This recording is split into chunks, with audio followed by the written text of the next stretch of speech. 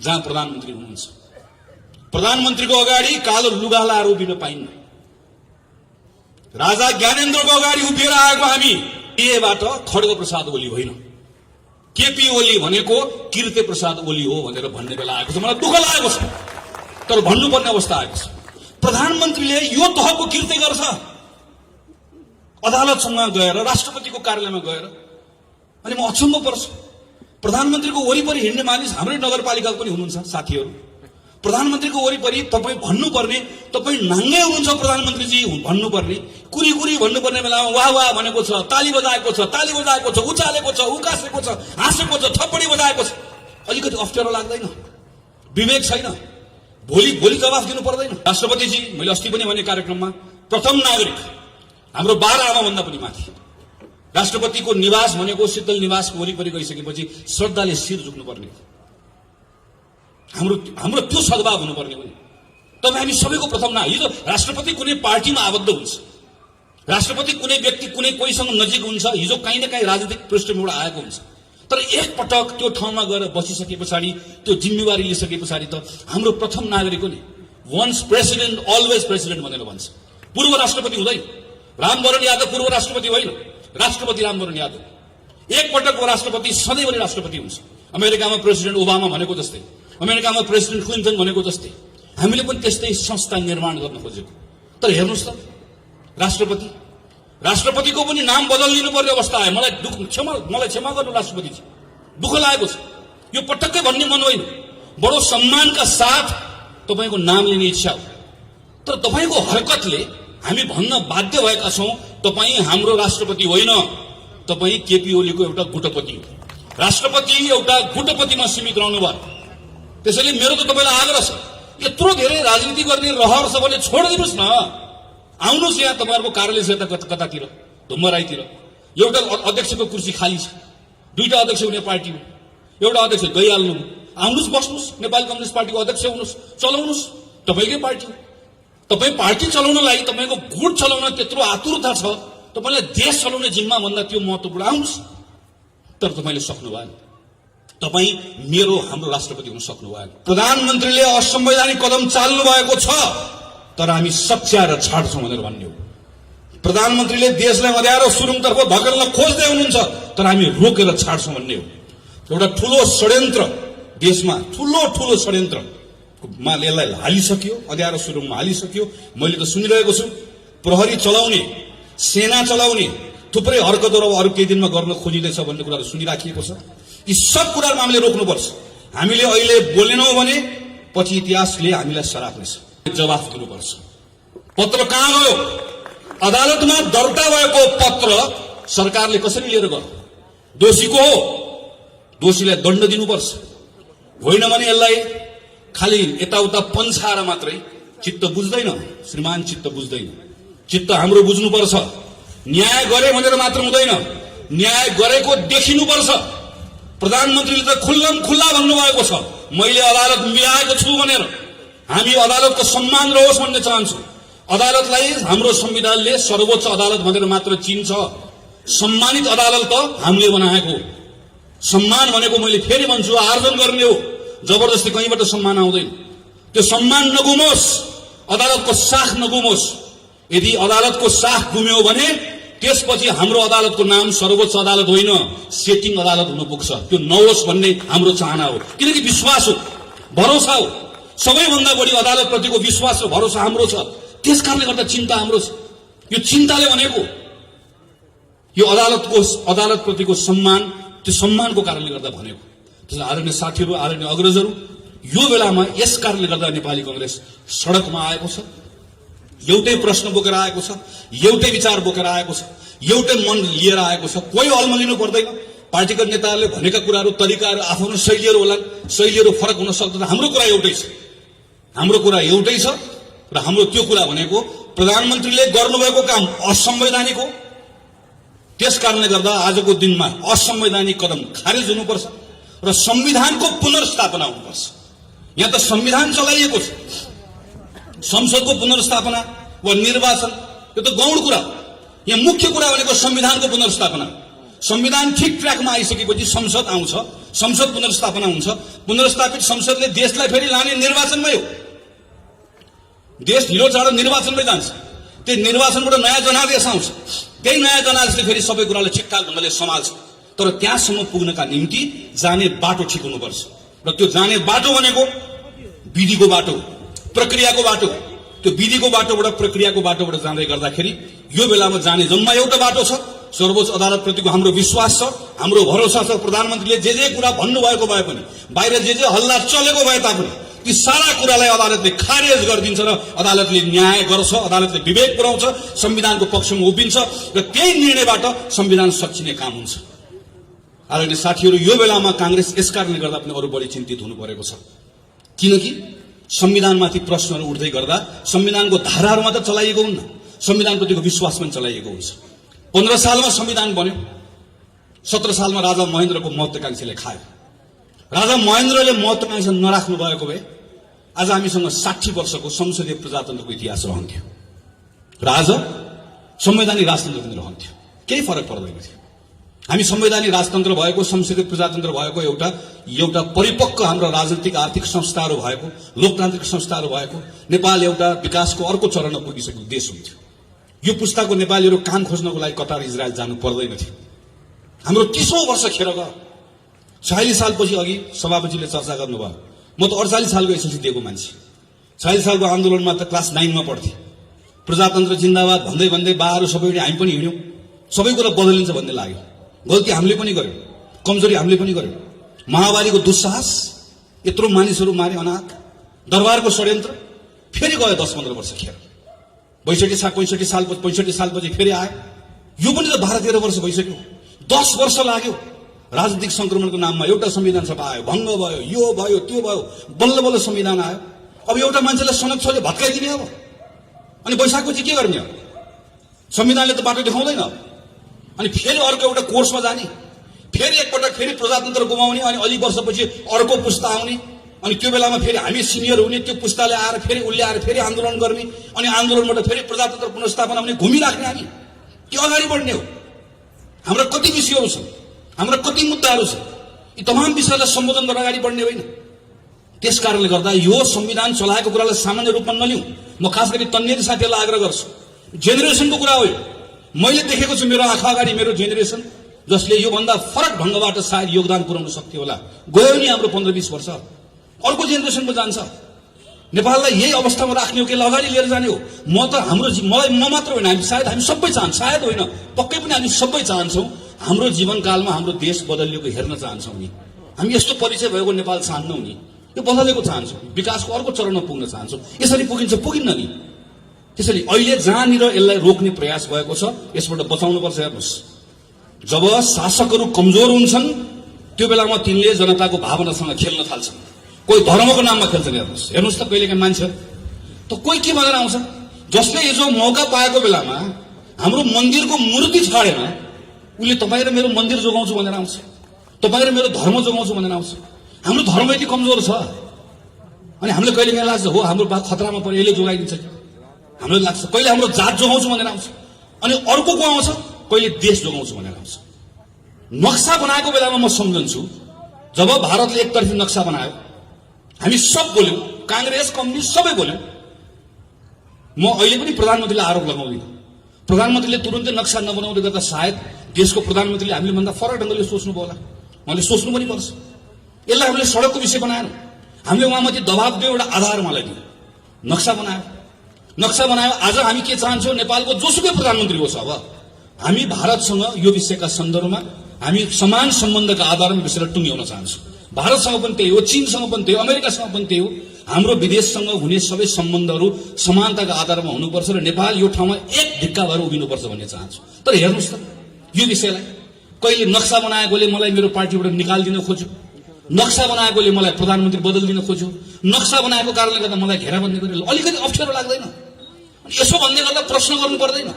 प्रत्येकले प्रश्न गर्नुपर्छ। हेर्नुहोस्, यही अस्ति मैले हेरेँ, मलाई छक्क पर्छ कहिलेकाहीँ। यही जी टेलिभिजनको पत्रकार हो जसले हाम्रो प्रधानमन्त्रीलाई चीनको राजदूतसँग जोडेर अश्लील शब्दहरू प्रयोग गरेर समाचार बजाउँदै गर्दा हामी हो संसदमा बोल्ने, हामी हो सामाजिक सञ्जालमा लेख्ने, खबरदार प्रधानमन्त्री केपी शर्मा ओलीसँग हजार असहमति छन्, तर मेरो प्रधानमन्त्री हाम्रो प्रधानमन्त्री हो। हाम्रो प्रधानमन्त्रीको बारेमा लेख्ने खबरदार भनेर लेख्ने हामी हो। मैले लेखेको भाषामाथि त्यो बेलामा गरेको टिप्पणी मैले पनि सम्झन्छु। यसरी नलेख्नुस् पछि अप्ठ्यारो पर्ला भनेर लेखेको सम्झन्छु। मैले मात्र होइन, सयौं साथीले लेखे, पत्रकारले लेखे, सबले लेखे। अनि हिजो मेरो प्रधानमन्त्रीको अपमान गर्ने, मेरो देशको अपमान गर्ने त्यही पत्रकारलाई बोलाएर सेटिङ गरेर अनि बालबटार बोलाएर अन्तर्वार्ता दिने, सबले थपडी बजाउने। अनि त्यही पत्रकार भोलिपल्ट गएर फेरि चाहिँ उसले लगेर सर्वत्र फेरि नाङ्गे बनाइदिने सगरमाथामा गएर, अनि फेरि त्यसपछि बर्बाद गरे भनेर भन्ने। सानसानो कुरामा हामी उत्तेजनामा आउने, बहकिने। त्यो केले गर्छ? कमजोर भयो भने हुन्छ। हामी कमजोर भयो भने हाम्रो भावनासँग खेल्छ। कसैले धर्मको नाममा खेल्छ, कसैले जातको नाममा खेल्छ। आज हाम्रो परराष्ट्र मन्त्री जानुभएको छ, संसद भङ्ग गरेर जानुभएकोले हाम्रो परराष्ट्र मन्त्रीलाई हेपेको छ। यहाँ ठुल्ठुलो कुरा गरेर हो पत्रकारसँग। हाम्रो परराष्ट्र मन्त्रीले भारतको प्रधानमन्त्री भेट्न पाउनु भएन। उहाँबाट आएको जासुसले भेट्छ, जासुसले मास्क लगाएर आएर छिरेर भेट्छ हाम्रो प्रधानमन्त्री। यहाँ चीनको जासुसले पनि भेट्छ, भारतको जासुसले पनि भेट्छ। हामीले देखेनौँ, पढेनौँ, सुनेनौँ। तर हाम्रो परराष्ट्र मन्त्री भारत भ्रमणमा जाँदै गर्दा भारतको प्रधानमन्त्रीलाई भेट्ने समय पाउनु भयो। यसो भन्दै गर्दा खुच्चिङ म भन्दिनँ, दुःख लागेको छ र यो कुरालाई हामीले मनमा लिएका छौँ। भोलि हामी यसको हिसाब किताब गर्छौँ, हामी मिलेर गर्छौँ भन्छौँ नि। हामी यसलाई हाम्रो घरभित्रको हाम्रो जनमत निर्माण गर्ने कुरामा प्रयोग गर्दैनौँ, गर्नु पनि हुँदैन। धर्मको कुरा, जातको कुरा, देशको कुरा खेलाची कुरा होइन र यसलाई मौका पाएको बेलामा अर्काको विरुद्ध प्रयोग गर्ने कुरा पनि होइन। तर यिनै कुराहरूलाई प्रयोग गर्न खोजिएको छ। त्यस कारणले गर्दा बोल्नुपर्छ साथीहरू, भन्नुपर्छ। त्यसैले म तपाईँहरू सबलाई आग्रह गर्छु, कोही अलमलमा रहनु पर्दैन। एउटा ठुलो षड्यन्त्र देशमा, ठुलो षड्यन्त्रमा यसलाई हालिसक्यो, अँध्यारो सुरुङमा हालिसक्यो। मैले त सुनिरहेको छु, प्रहरी चलाउने, सेना चलाउने थुप्रै हरकतहरू अब अरू केही दिनमा गर्न खोजिँदैछ भन्ने कुराहरू सुनिराखिएको छ। यी सब कुराहरू हामीले रोक्नुपर्छ। हामीले अहिले बोलेनौँ भने पछि इतिहासले हामीलाई सराप्नेछ। हामी अहिले बोल्यौँ, एक ठाउँमा आयौँ, एक ढिक्का भएर बोल्यौँ, ठिक ढङ्गले उभियौँ भने छोडिदिनुहोस्, चुनाव आफै हुन्छ। चुनावमा परिणाम हाम्रो पक्षमा आफै। जनता विवेकी छन् नि, उनले हेरिहाल्छन् नि, उनले मूल्याङ्कन गरिहाल्छन् नि। यो बेलामा नेपाली कांग्रेसले आफ्नो धर्म निर्वाह गरिरहेको थियो, कर्तव्य पूरा गरिरहेको थियो भनेर भन्यो भने जनता समय आएको बेलामा हामीसँग आउँछन्, उभिन्छन्। हाम्रो कर्तव्य यो बेलामा त्यस कारणले गर्दा गाउँमा जाने, टोलमा जाने, सबैतिर जाने गरेर गएर बताउने मात्र होइन, भरोसा पनि दिने। कांग्रेस रुने होइन, कांग्रेसले बेलामा ढाडस दिने हो, भरोसा दिने। जनताको बीचमा प्रधानमन्त्रीले असंवैधानिक कदम चाल्नु भएको छ, तर हामी सच्याएर छाड्छौँ भनेर भन्ने हो। प्रधानमन्त्रीले देशलाई अँध्यारो सुरुङतर्फ धकेल्न खोज्दै हुनुहुन्छ, तर हामी रोकेर छाड्छौँ भन्ने हो। प्रधानमन्त्री र नेपाल कम्युनिस्ट पार्टीले जनताको मतको अपमान गर्यो, अपमानको बदला लिएर छाड्छौँ भन्ने हो। हामीले हिसाब किताब गरेर छाड्छौँ भन्ने हो। हामीले त्यो आड दिने हो, त्यो भरोसा दिने हो। कांग्रेसको साथीहरूले एउटा ताकत आफूमा पनि राख्ने हो, जनतालाई पनि एउटा आड भरोसा दिने हो। जसरी गाडी चलाउने जिम्मा लिएकोले गाडी भिडबाट धकेल्न पाउँदैन, त्यसो धकेल्यो भने आफ्नो अधिकारमा नभएको काम गर्यो भनेर हामीले भन्छौँ। त्यसैले प्रधानमन्त्रीले गर्नुभएको यो कामलाई अघि प्रेमबहादुर दाइले भनिसक्नुभयो किन असंवैधानिक हो भनेर। त्योभन्दा अगाडि म के भन्छु भने असंवैधानिक भन्दा अगाडि अनधिकृत हो। बहुमत पाएको प्रधानमन्त्रीले संसद विघटन गर्न पाउने कुरालाई हाम्रो संविधानले चिन्दै गाडी धकेलिदिएको भनेको जस्तै। नेपाली कांग्रेसको क्षेत्रीय सभापति राजु श्रेष्ठले गणेश कोइरालालाई तपाईँ नगर समितिको सभापति होइन भनेर भन्नुभयो, वा जिल्ला सभापति सबुज बानियाले भन्नुभयो भने, वा कसैलाई पार्टीभित्र भन्यो भने त्यो बेलामा हामी के भन्न सक्छौँ? विधानमा लेखेको छैन, विधानमा भएन भनेर भन्न सक्छौँ, वा विधानमा छ भनेर भन्न सक्छौँ। हामी विधानको छलफल गर्छौँ। तर नेपाली कांग्रेसको क्षेत्रीय सभापति राजु श्रेष्ठले नेपाल कम्युनिस्ट पार्टीको नगर कार्य समितिको सभापति रविनजीलाई निकालिदिनु भयो भने रविनजी कुन चाहिँ विधान लिएर आउनुहुन्छ? के भन्नुहुन्छ भने मलाई कांग्रेसको सभापतिले निकाल्नुभयो भनेर विधान भन्नुहुन्छ? त्यो बेलामा उहाँले के भन्नुहुन्छ? तपाईँको अधिकार क्षेत्रको विषय नै होइन, यो अनधिकृत काम हो भनेर भन्नुहुन्छ। प्रधानमन्त्री केपी शर्मा ओलीले गरेको ठ्याक्कै त्यही हो। प्रधानमन्त्री केपी बहुमत प्राप्त प्रधानमन्त्रीले संसद विघटन गर्न पाउने कुरालाई हाम्रो संविधानले चिन्दै त्यो अधिकार दिएकै छैन। संविधानमा लेखेको छ कि छैन? संविधान सभामा तपाईले जिम्मा दिएर पठाएर आएको सदस्य दुईटै संविधान सभामा काम गरेर आएको, अझ संयोगले दोस्रो संविधान सभाभित्र मस्यौदा समितिमै काम गरेर आएको, एउटा छलफलमा भाग लिएको छ। र प्रत्येक छलफलमा भाग लिएको कुरालाई टिपोट गरेर राखेको छ। संसदभित्र त्यहाँभित्र संविधान सभाभित्र भएको छलफलको एउटा रेकर्ड संविधान सभामा पनि छ। नसाको सुरमा छलफल गरेको होइन, सुझबुझ राखेर छलफल गरेको, देशको लागि गरेको। 47 सालको संविधानमा लेखिएको थियो धारा 53मा बकाइदासम्म प्रधानमन्त्रीले चाहेको बेलामा संसद विघटन गर्न पाउँछ। हामीले गर्यौं, सही गर्यौं, गलत गर्यौं, तर संविधानमा लेखेको थियो, त्यो लेखेको कुरालाई प्रयोग गर्यौं। मनमोहन अधिकारीले, सूर्यबहादुर थापाले, शेरबहादुर देउवाले पालै पिलो त्यही धारा टेकेर संसद विघटन गर्ने सिफारिस गर्नुभयो। एउटा अनुभव गर्यौं, त्यो अनुभवबाट एउटा निष्कर्षमा पुग्यौं, नेपालमा संसदीय व्यवस्था चलाउनका निम्ति केही विशिष्ट प्रावधान राख्नुपर्छ। पार्टी आउँछ, बहुमत ल्याउँछ, पार्टीमा झगडा हुन्छ र बहुमत प्राप्त गरेको प्रधानमन्त्रीले पार्टीको झगडाको भारी संसदलाई बोकाइदिन्छ। त्यसैले पार्टीको झगडाको छाया संसदमा पर्नु, त्यसकारणले गर्दा संसदलाई अलग्ग जोगाउनुपर्छ। त्यसका निम्ति एकातिर बहुमत प्राप्त गरेको प्रधानमन्त्रीलाई 2 वर्ष छुन नपाउने व्यवस्था पनि संविधानमा लेखौं, बहुमत प्राप्त गरेको प्रधानमन्त्रीले संसद भंग गर्न नपाउने कुरा पनि संविधानमा लेखौं भनेर लामो छलफल गरेर विद्यादेवी भण्डारी, केपी शर्मा ओली, पुष्पकमल दाहाल, शेरबहादुर देउवा सबैजना भएको संविधान सभाले बनाएको संविधान हो। यो कुनै अलमलै छैन, जानेर लेखेको, लामो छलफल गरेर लेखेको। यत्रो कुरा लेख्दै पनि, यत्रो कुरा सबै प्रष्ट हुँदै पनि यदि यो संविधान सभाले बनाएको संविधानमा युगमा नलेखेको कुरा सदर गरिन्छ भने त्यो बेलामा संविधानमा एउटा धारा थपिदिए हुन्छ र धारामा प्रष्ट लेख्दै हुन्छ, प्रधानमन्त्री सनक्क सन्किएको बेलामा, रिस उठेको बेलामा संसद भंग गर्न पाइनेछ भनेर बगैँचा लेख्दै हुन्छ। भएको त्यति मात्रै। यो अहिले संसद भंग भएको प्रधानमन्त्री सन्किएर मात्र हो। यो भन्दा दायाँ बायाँ अरु केही पनि छैन। नपत्ता हेर्नुस्, प्रधानमन्त्रीले राष्ट्रपतिलाई दिनुभएको पत्र एकपल्ट पल्टाएर हेर्नुस्, के लेख्नु भएको छ? उहाँ भन्नुहुन्छ 2/3 बहुमत नभएकोले, 2/3 बहुमत चाहिने भएकोले यो संसद भंग गरेको छु। लेख्नुभएको के हो? 2/3 बहुमत किन रे?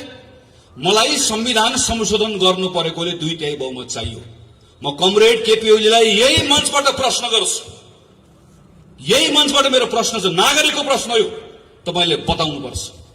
तपाईले 2/3 बहुमत प्राप्त गर्नुभयो भने संविधानको कुन चाहिँ धारा संशोधन गर्न खोज्नु भएको बताउनुपर्छ। म भन्छु तपाईले कुन चाहिँ धारा संशोधन गर्न खोज्नु भएको। कालो टोपी लगाएर जुलुसमा आउन पाइन्न अहिले जहाँ प्रधानमन्त्री हुनुहुन्छ। प्रधानमन्त्रीको अगाडि कालो लुगा लाएर उभिन पाइन्न। राजा ज्ञानेन्द्रको अगाडि उभिएर आएको हामी आज संविधानमा संशोधन गर्न प्रधानमन्त्रीले चाहनु भएको कुरा, हाम्रो बोल्न पाउने, हिँड्न पाउने, लेख्न पाउने, हाम्रो अभिव्यक्ति राख्न पाउने, हाम्रो फरक मत राख्न पाउने, हाम्रो अधिकारलाई यो राजाले जसरी खोसे त्यही कुरा संशोधन गर्नका निम्ति प्रधानमन्त्री 2/3 बहुमतको खोजी गर्दै हुनुहुन्छ। होइन भने 2/3 बहुमत नभएर संसद भंग गर्छु, मलाई 2/3 बहुमत चाहियो भनेको के को लागि? संविधानमा कुन चाहिँ धारा संशोधन गर्न खोजेको? प्रधानमन्त्रीले पत्रमा लेख्नुभयो, मैले नक्सा बनाएँ, त्यो नक्साभित्र भएको भूभाग ल्याउनका निम्ति मलाई 2/3 बहुमत चाहिएको छ। देशभक्त नेपालीहरूको देशभक्तिको अपमान गर्ने, तपाईको प्रतिनिधि भएर गएको संसदमा एउटा रेकर्ड पल्टाएर हेरियोस्, संसदभित्र बोलेको कुरा हेरियोस्, संसदको समितिमा बोलेको कुरा हेरियोस्। प्रेसमा नक्सा छापेर कोही ठूलो हुँदैन भनेर प्रधानमन्त्रीले भन्दै गर्दा यही नेपाली कांग्रेस हो सबैभन्दा पहिला वक्तव्य निकालेर प्रधानमन्त्रीले आग्रह गर्ने, आग्रह मात्र होइन दबाब दिने। म नेपाली कांग्रेस मात्र भन्दिनँ, नेपाल कम्युनिस्ट पार्टी पनि हो, मधेसको पार्टी पनि हो। संसदभित्रको एउटा सांसद बाहेक सब सांसद एक ठाउँमा उभिएको, भोलि पनि उभिन्छ।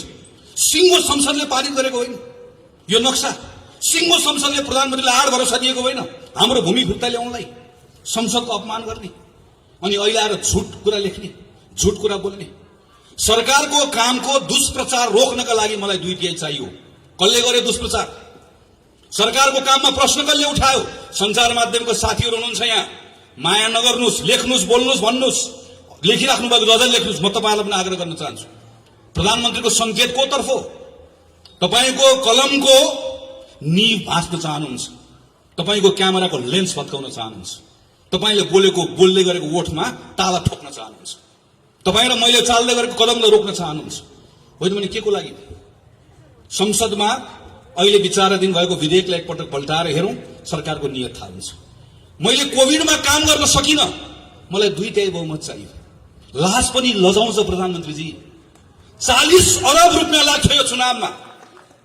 मसँग सुका पनि छैन, मोहर पनि छैन, मेरो खुत्रुके खाली छ भनेर तपाईँ र मलाई खोप लगाउनको लागि प्रधानमन्त्री र मन्त्री माग्ने जस्तो खुत्रुके बोकेर माग्ने, सूचना निकाल्ने, अनि 40 अरब लाग्ने चुनावको भारी हामीलाई बोकाउने, अनि उल्टो पत्रमा के लेख्ने कि मलाई कोभिडमा काम गर्नका निम्ति 2/3 बहुमत चाहियो भनेर लेख्ने।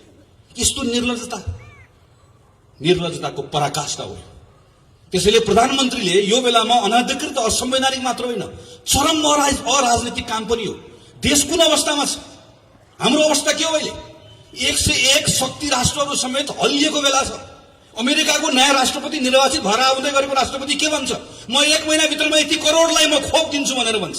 सिङ्गो संसारमा निर्वाचनबाट आएका मानिसहरू आफ्नो नागरिकको जनस्वास्थ्यको विषयमा के गर्ने, रोजगारी गुमाएका छन्, कसरी पुनर्स्थापित गर्ने, कसरी किसानलाई, मजदुरलाई, सारा मान्छे सबतिर छटपट्टि भइरहेको बेलामा नागरिकलाई कसरी मद्दत गर्ने भन्ने भइरहेको बेलामा हाम्रो प्रधानमन्त्री हिजो संसद चलिरहेको बेलामा संसद रोकेर अर्काको पार्टी फुटाएर संसद अपहरण गर्ने प्रयास गर्नुहुन्छ।